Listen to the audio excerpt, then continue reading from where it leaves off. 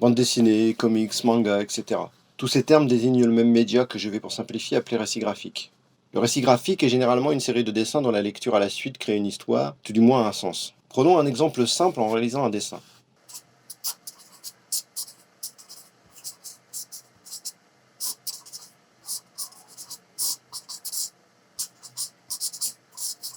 Voici donc un chat, choix arbitraire parmi tant d'autres. En l'état, c'est tout simplement un dessin indépendant, qui peut bien évidemment raconter quelque chose comme n'importe quel dessin ou peinture, mais pour autant, il est difficile d'y voir un récit. Faisons donc ensuite un autre dessin.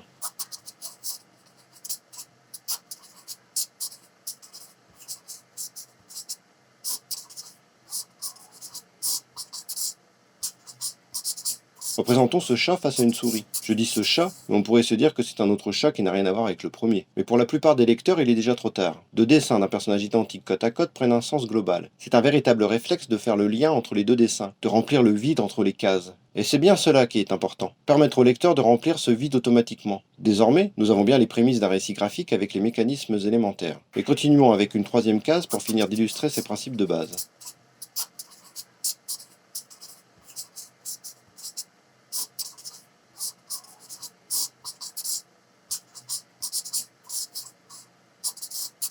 Finalement, je dessine la souris qui fuit et le chat qui lui court après. Nous avons donc trois dessins finalement assez simples, mais qui pourtant possèdent les éléments essentiels pour permettre le bon fonctionnement d'un récit graphique, c'est-à-dire la création d'une continuité créant un récit, un sens, en s'appuyant principalement sur la reconnaissance des éléments ou des personnages, d'un dessin à l'autre, et d'un minimum de cohérence dans la continuité de l'action décrite. La notion de continuité est très importante. Je vais l'illustrer en prenant cette fois un contre-exemple.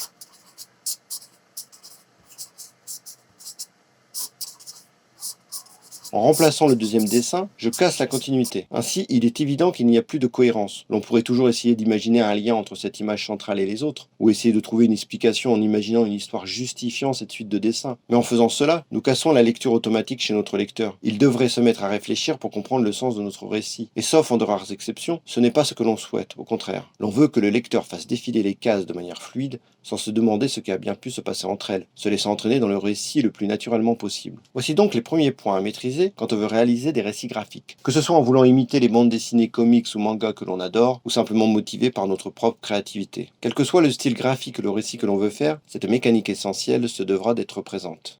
Bien sûr, tant d'autres choses sont à apprendre pour maîtriser ce média. Il y a beaucoup à raconter sur la création de scénarios et la mise en scène, mais j'y reviendrai plus tard avec d'autres vidéos. Surtout n'hésitez pas à commenter, liker, partager et abonnez-vous.